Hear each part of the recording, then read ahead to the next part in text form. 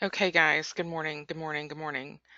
I am going to show you some daily charts and show you a simple methodology to use two indicators to measure standard deviation and volatility on the daily chart with momentum. Momentum on the bottom, I always look at my momentum. In an uptrend, let me put my highlighter on here. Thank you.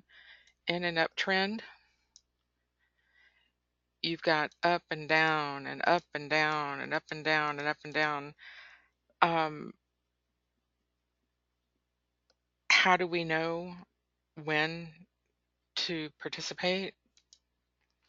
Well, one thing is my momentum will show you the direction the market is moving. Above zero, look for longs. Below zero, look for shorts. When it's printing up green, it's going long. When it's printing red, it's going short. So you're fighting the trend above zero going short. You want to wait for this inflection when it changes from red to green. You can tell I never went to art school, right? Other things is when you have a pullback to test support or resistance, but you have a much higher low momentum, so you have push down, big momentum push, but on this push down, just barely baby push, so the momentum was much higher. That's divergence. That is also a clue that the market is getting ready to turn, and you can either wait for that inflection to turn from red to green right there and then get long, and usually that's on a down bar. Let me put my sorry, I put my crosshair on it, but this time it was on an up bar. A lot of the times that green will be on a red bar, but irrespective, that's where you want to look to get back long or on these daily momentum inflections on my momentum indicator. So when you can time these momentum inflections, either going long or going short, whatever direction you want to trade. And right now in the bonds, we want to go short because the Federal Open Market Committee has already told us they are on a path to raise interest rates. And so when they raise interest rates, that raises the yield and then price goes lower. So if price is going lower, that's a short. So it's pretty easy to trade the UB when you think about it because we already know the path. We just have to time our entries. We don't want to go short when it's fighting that trend. We want to wait for that inflection and then get in the trend direction. So we want to be going short. So you can put trend lines on your chart, which is a good idea. Come over here and throw a trend line up. There we go. So here is a trend channel.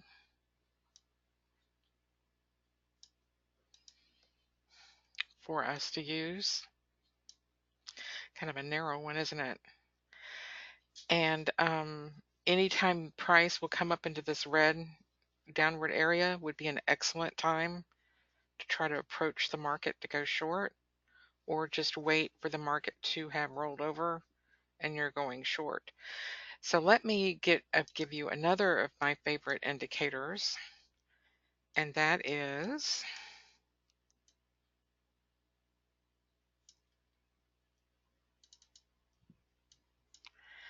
my Keltner. Let me take my trend channel off. This is the magic for me because I know that if I'm above the mid band on my close, I want to be long. If I'm below the mid band on my close, I want to be short. I'm in the channel.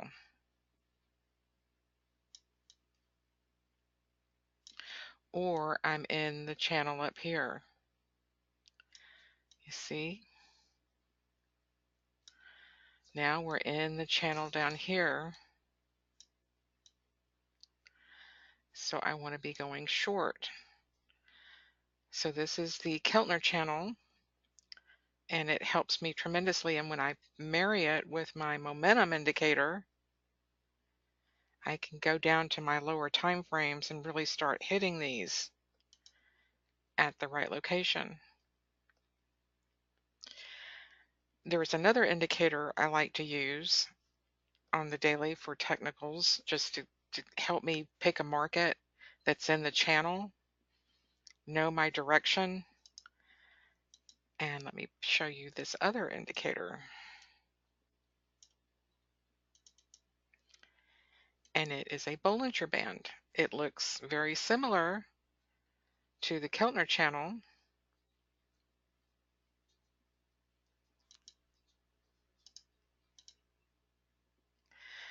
but the Bollinger Band is different. The bands compress and expand. When they compress, they're going to show that the trend is minimizing.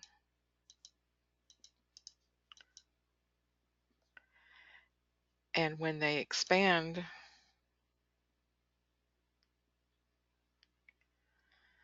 they make for great trading opportunities, or when you're walking that upper band.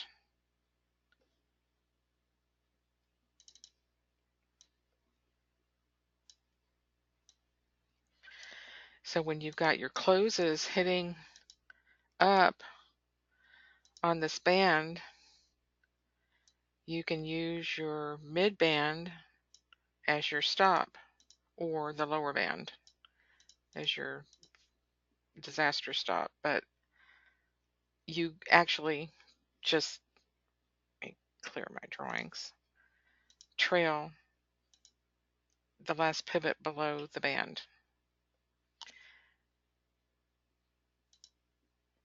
until you're,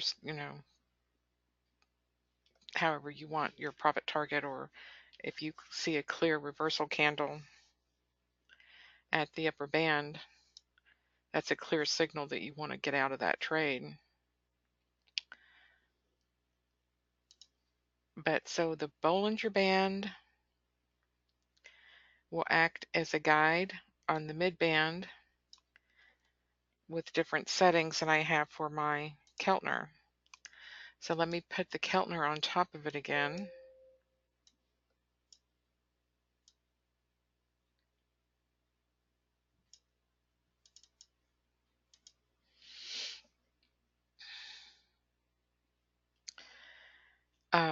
And definitely know your boundaries completely on the daily chart, or a good guesstimate.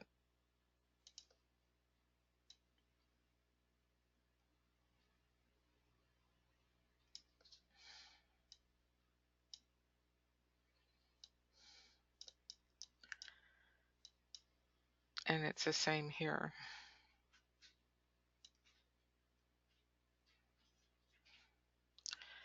So when you get these opportunities working in your favor, then you can drop down to your lower time frames and trade the heck out of it. I have another setting for the lower time frame that I like to use.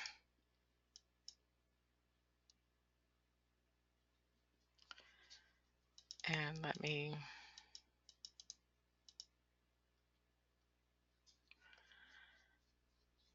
show you what that is. And that's when we get these expansions going.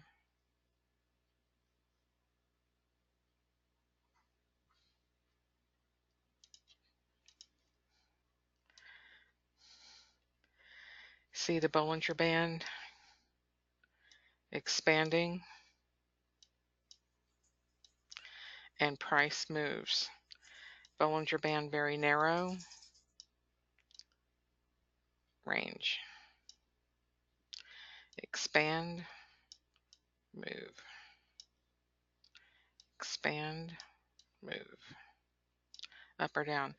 And my job, see, I told you I can't go to art school. My sister is the artist. I'm not.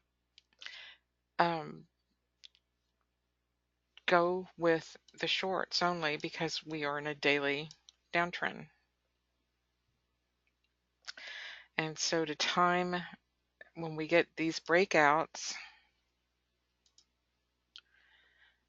and you get your close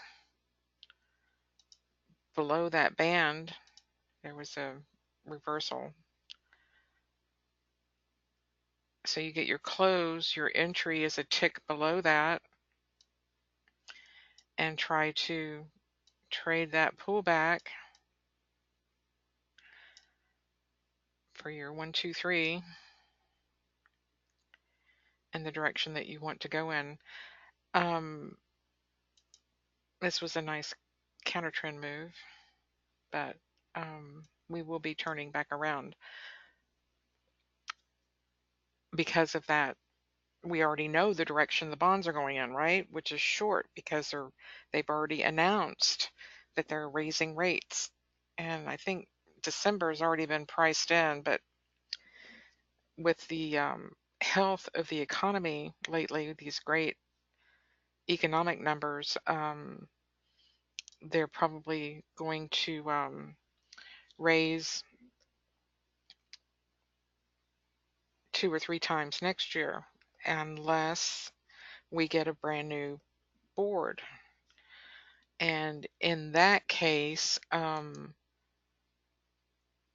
you would have to rethink your whole philosophy on the bonds, because my guess is that, and this is again just speculation, should the chair of the FOMC change to Gary Cohen, for instance, he already knows the president's agenda, coming from Goldman Sachs background and understanding the markets, that you want to have a low dollar to be able to compete in this global economy. If all the other countries are devaluing their dollars, you cannot allow your dollar to become, too hawkish. Everybody wants their dollars down, and that way they can maximize their exports. Here is one of my trading templates. It is not meant for a minute bar, so let me change the bar to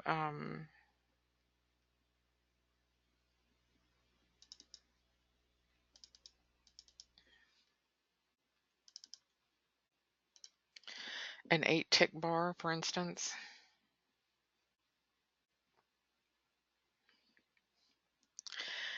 And this helps you time those entries in the direction you want to trade. So we want to trade short. You want to take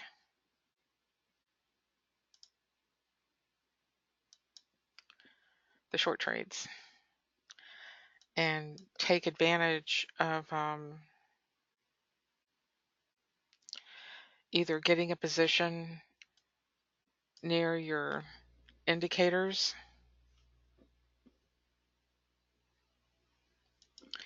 for a possible trail, or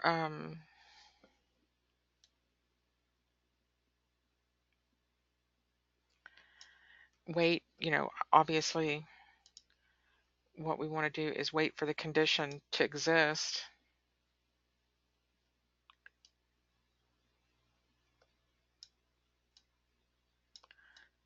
below the close. And there she goes. And then try to time those entries when they match your 15-minute chart and your daily. And you're now working to make money instead of working to give the market your money. Okay. So find out what the market is doing, either the Commitment of Traders report or the EIA numbers or your event macro numbers from the economic calendar, or event macro from like what's happening globally in Europe and China. And make sure you always pay attention to what's going to be on the calendar. CPI coming out. Yes, it is. Is there going to be an FOMC release of their report? Is, here's JOLTS, job openings, some great PPI, great trading opportunities, CPI. I mean, everything affecting inflation and retail sales. So impacting whether the markets are going to move or not from that news. So it all starts with the daily. And once you get that trade direction, you want to move your chart accordingly. So let me put the daily back up.